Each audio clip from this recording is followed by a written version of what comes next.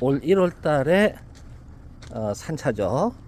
부이에게에서 나온 엠비스타가 되겠습니다.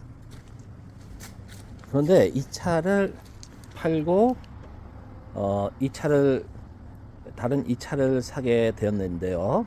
그 이유는 제가 직접 런던에 일주일에 한 번 내지 두 번 나가서 픽업을 해야 되는 상황이 됐죠.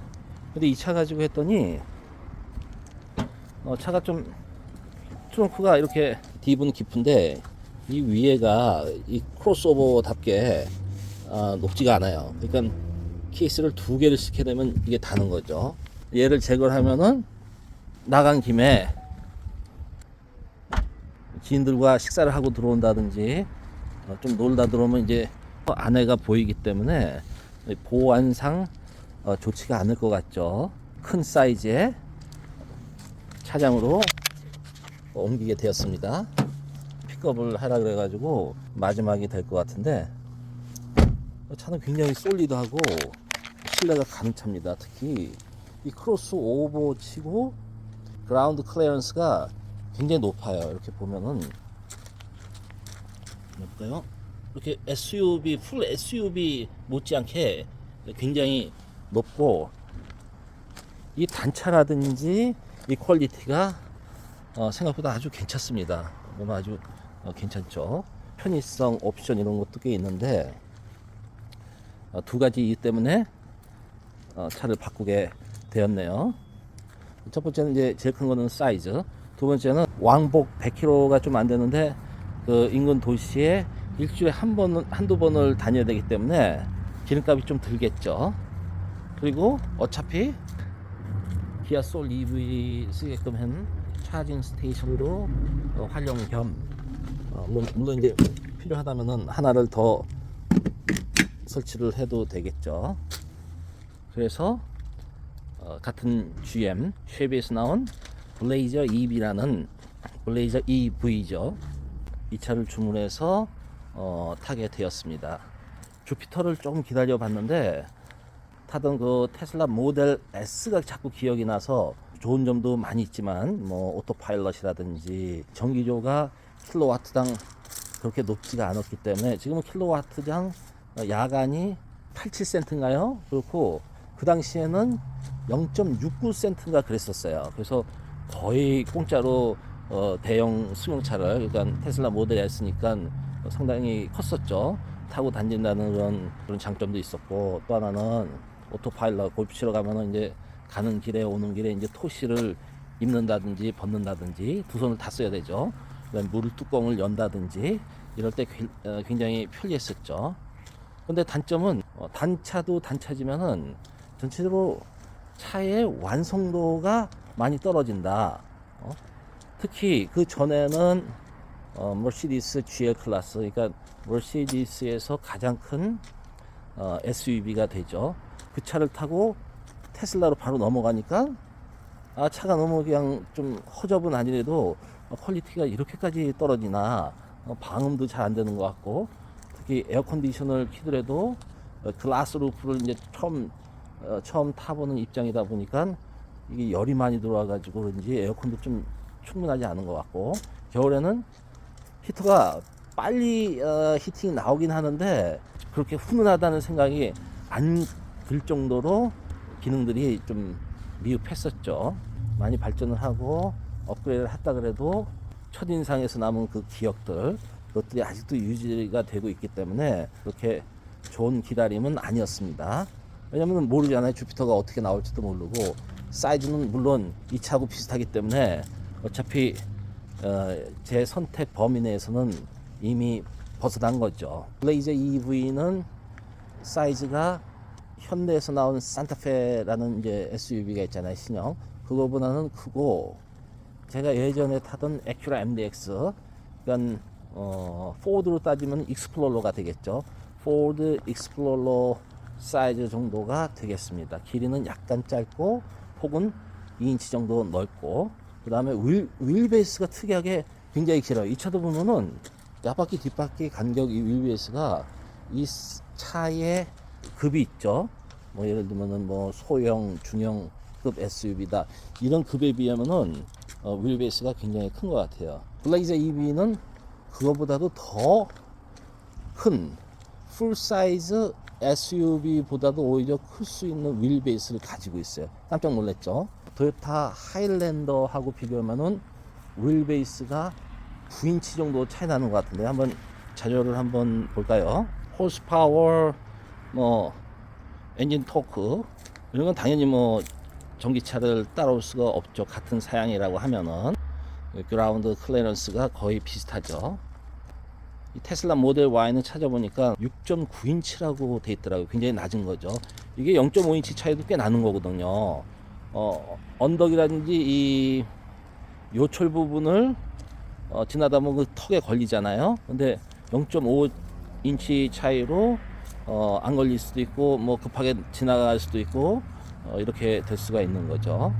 이 토요타 하일랜더 같은 경우에도 굉장히 넓은 차입니다. 근데 2인치가 더 넓죠. 2.7인치가 짧습니다.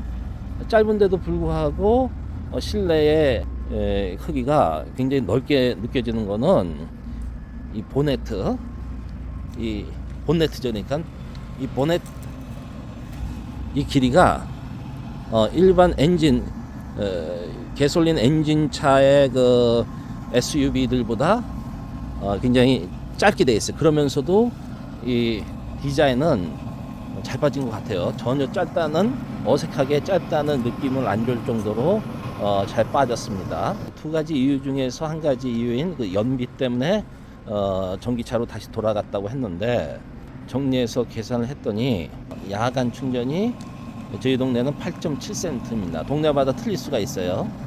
근데 뭐 이 정도면 캐나다 내에서 비싼 것도 아니고 그렇게 뭐 싼 것도 아닙니다. 배터리가 85kW짜리 배터리니까 풀 차지하면은 7,400원 정도 들죠, 한화로. 이번에 이 차를 받게 되면은 네 번째 전기차입니다. 순수 전기차로는 세 번째고 한 번은 이제 포드 에너지라는 그 플러그인 하이브리드를 3년 반 정도를 소유를 했었습니다.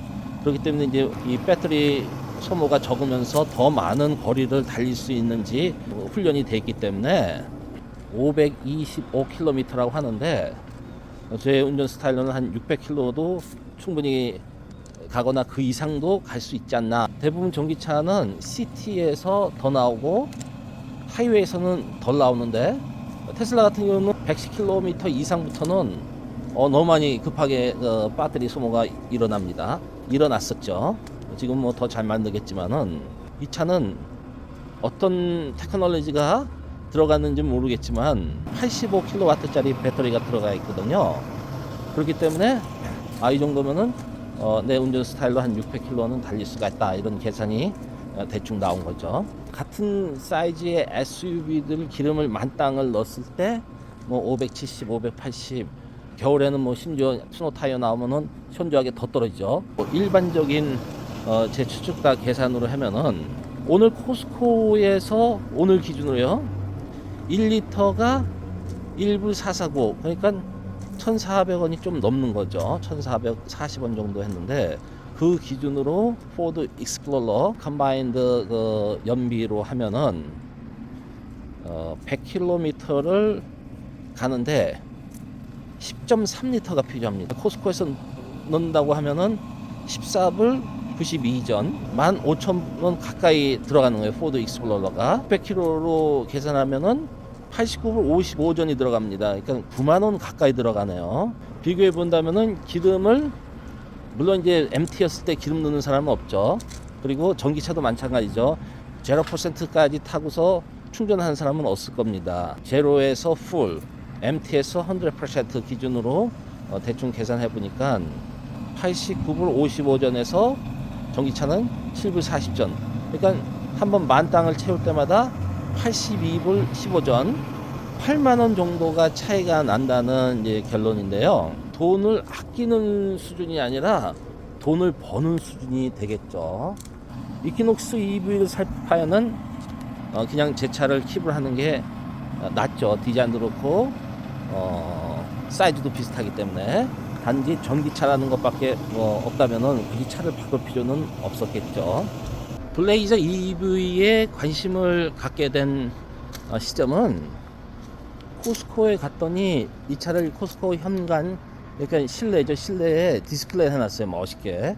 근데 차가 좀 크면서 다이나믹하게 생겼다는 그런 느낌을 받았죠. 그래서 1200불 코스코 멤버십 있는 사람들에 한해서 딜을 주겠다.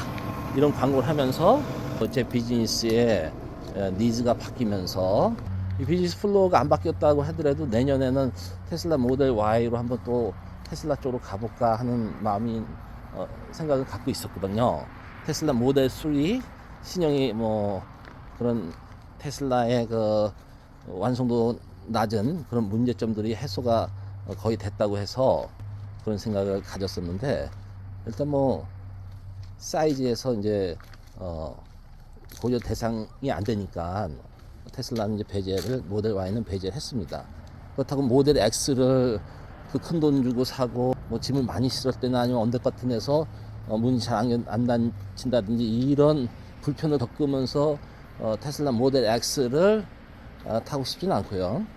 ID4도 고민했었는데 와이프가, 아내가 ID4는 좀 디자인이 아닌 것 같다.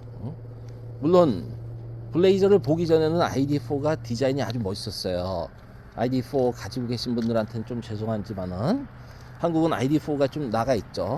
여기는 ID4가 벌써 들어온 지가 2년 반 3년 정도 됐는데, 지금 디자인을 본다면 요즘 나오는 전기차 비슷한 사양이라든지 그런 거 보면은 약간은 좀 신디자인 같지는 않죠. 예를 들자면은 렉서스나 RZ, BZX4라는 그 도요타에서 나온 SUV도 있죠. 뭐 볼보도 있고, 폴스타는 좀 SUV로 보기는 힘들지만은 닛산에서 나온 아리아라는 SUV도 있죠. 그런 거 디자인을 이렇게 비교했을 때 좀 이렇게 미래지향적인, 또는 이 제너레이션이 세대가 틀린 디자인이 반영됐다는 느낌을 더 이상 못 받겠더라고요. 오히려 기아에서 나온 EV6라든지 아이오닉 현대 5 그런 디자인, 예를 들면 아이오닉 6가 1타 강사라는 연습곡에서 뭐 처음에 나왔을 때 짝퉁 포르쉐니 뭐 이런 얘기가 있었는데, 어쨌든 그럭저럭 봐줄만 했었는데 캐나다에서도 여러 번 봤어요. 근데 이번에 신형이 나온다는 그 디자인을 봤더니 완전히 세대가 틀리지 않습니까? 신형에 나온 거는 무슨 아이언맨 같이 이렇게 아주 뭐 미래지향적인 그런 컨셉이 반영이 됐죠. 올드원은 EV6 아니면은 아이페이스 그 제규어 그 앞부분에 그런 헤드라이트 이런 부분이 심지어 이런 개솔린 차보다도 신 디자인이 반영이 되지 않았어요. 디자인은 이제 아내가 마음에 든다 그래서 선택을 하게 된 것입니다. 자, 여기까지가 근래에 이제 좀 차량을 업데이트하게 된 제 시츄에이션을 이제 같이 공유를 하게끔 해서 기록을 남겨봅니다. 뭐라 그러죠? 차 받아오면은 뭐 찍어서 올리도록 하겠습니다. 자, 오늘은 그만하겠습니다. 날씨가 제법 서늘하네요. 다 했습니다.